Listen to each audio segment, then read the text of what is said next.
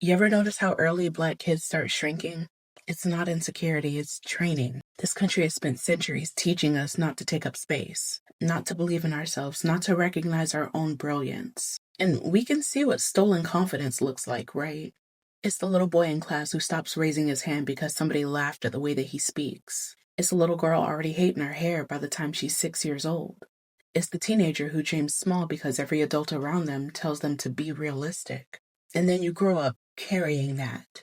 Grown men who don't apply for jobs that they deserve. Women who over-apologize before they even speak. Whole communities convinced that survival is the ceiling because confidence was snatched out of us before we even got a chance to practice it.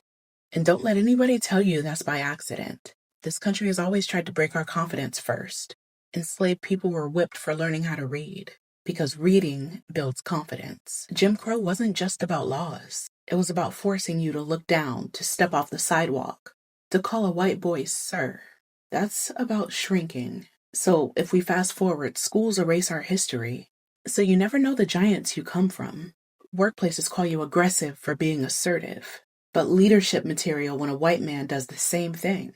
Police pull you over, guns drawn, just to remind you who's supposed to feel small here. Confidence has always been dangerous to them because confidence makes you unstoppable.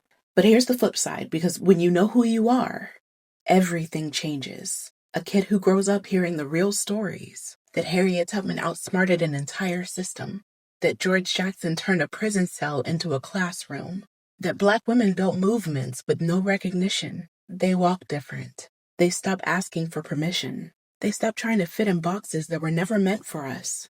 They know their worth. And once you know your worth, nobody can unteach that.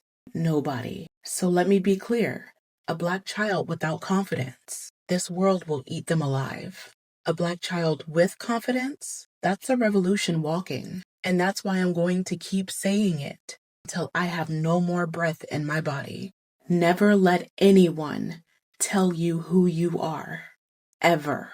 Because the minute you start believing their lies, they've already won. So the real question isn't whether our kids can be confident.